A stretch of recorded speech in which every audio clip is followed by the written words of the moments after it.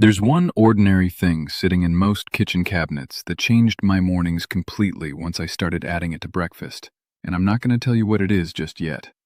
A large share of men past 50 carry some degree of prostate enlargement, and for a good number of them, mornings are the worst part of the day, the first hour out of bed spent making 2 or 3 trips before you've even had coffee.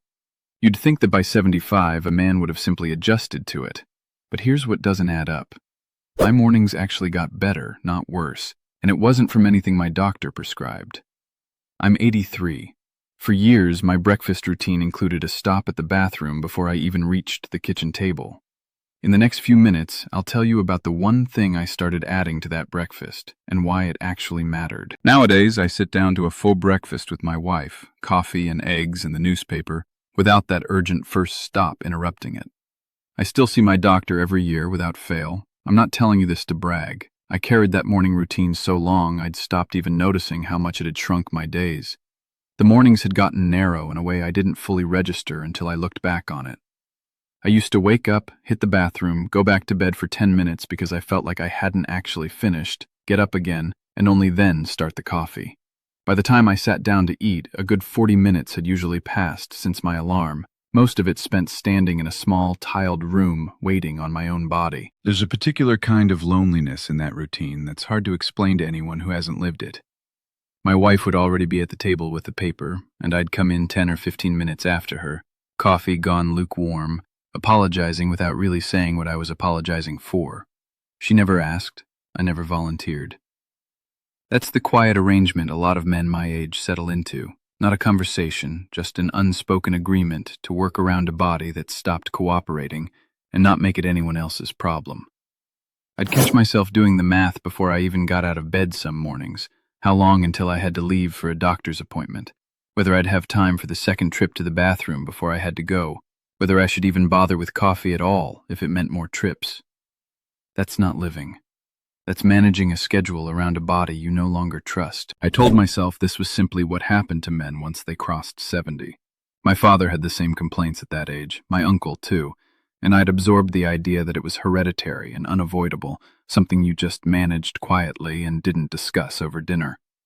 I never once asked whether there was a specific reason my mornings, in particular, had gotten so much worse than my afternoons. It was my niece, a nurse who's worked in a urology practice for close to 15 years, who finally sat me down and asked the questions nobody else had. She wanted to know what my mornings actually looked like, minute by minute, not just, I go a lot. When I described the pattern, the pressure that felt worst first thing, the sense of incomplete emptying, the second bathroom trip within minutes of the first, she told me something that reframed the whole picture for me. A good part of that particular morning pattern, she explained, ties to inflammation and tissue swelling around the gland itself, not simply to bladder capacity or aging nerves the way I'd always assumed. And there was research, she said, showing that a specific plant compound taken consistently could meaningfully ease exactly that kind of swelling-driven symptom pattern. I'll admit my first reaction was skepticism. I'd heard plenty of vague promises about natural remedies over the years, most of them from late-night infomercials I half-watched while falling asleep in my recliner. But she wasn't selling me anything. She printed out a study and left it on my kitchen table the next time she visited and told me to read it myself instead of taking her word for it.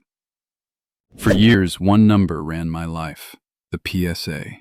It would tick up a point and I'd lie awake the whole night certain it meant the worst, picturing the biopsy, the knife, the end of everything. Then someone finally told me the truth no doctor had. That number doesn't measure cancer. It measures your prostate. And as we age, it climbs mostly because the gland is simply enlarging, benign, swollen, and uncomfortable, not the worst. The number was scaring me half to death over something ordinary. And the prescriptions they push to shrink it? They can flatten your drive completely, soften everything, quietly take the man right out of you. I wasn't willing to trade that away. There's a gentle way to support that gland, keep it comfortable, a healthy size, without surrendering any of that. Keep getting checked every year, of course. At 83, that number doesn't own me anymore.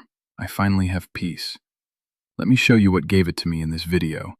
And if you want the simple support I personally use, there's a free presentation linked in the description below. What I actually started doing was adding a lignin extract from flaxseed to my breakfast every single morning, Stirred into oatmeal some days, into a smoothie on others, nothing complicated or expensive.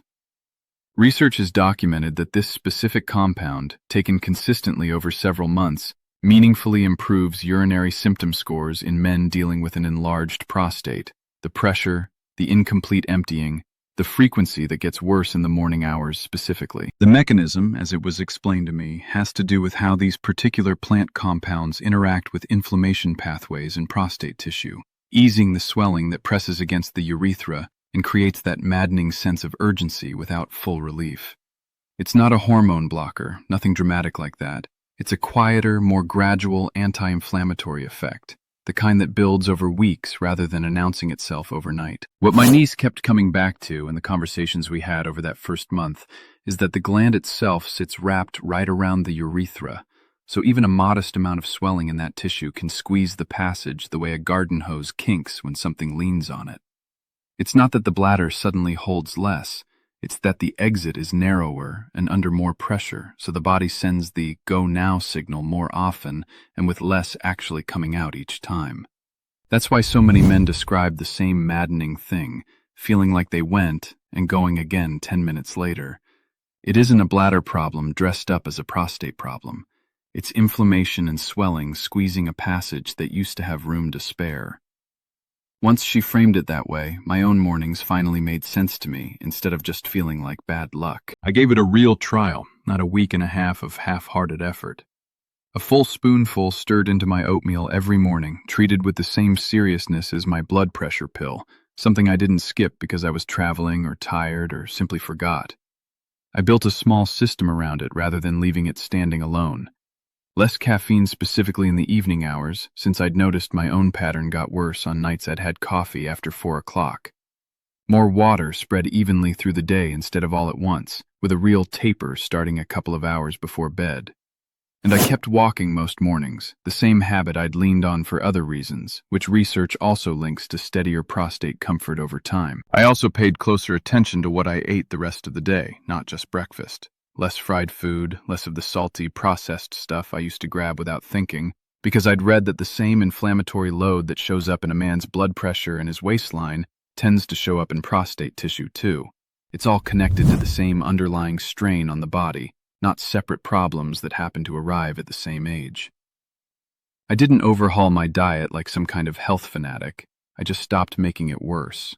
None of these pieces alone would have moved much. Together, sustained for a few months, they actually changed what my mornings felt like. Last month I drove 4 hours to visit my brother without needing to plan the route around gas station bathrooms the way I used to, stop by stop, like some kind of anxious itinerary. I just drove, the way I did when I was 50. I think about a man named Lloyd who wrote in after watching an earlier video of mine, 78. A retired mail carrier who told me 30 years of walking routes had left him with knees that ached, but it was his mornings, not his knees, that had quietly taken over his life in retirement. He described the exact same pattern I'd lived with, down to the second bathroom trip within minutes of the first, and told me he'd assumed it was simply the toll of decades on his feet finally catching up with him. Lloyd started the flaxseed lignin extract the same way I had, stirred into his morning coffee since he wasn't much of an oatmeal man, and he told me he almost gave up around the 3-week mark because nothing much had changed yet. His daughter, who'd sent him my video in the first place, talked him into giving it the full stretch the research actually described, a matter of months, not weeks. By month 3, he said, his mornings had genuinely calmed down. Not perfectly, but enough that he stopped dreading the sound of his own alarm clock. He told me something else that I've thought about since. That the hardest part wasn't the physical routine itself, it was what it had done to how he saw himself.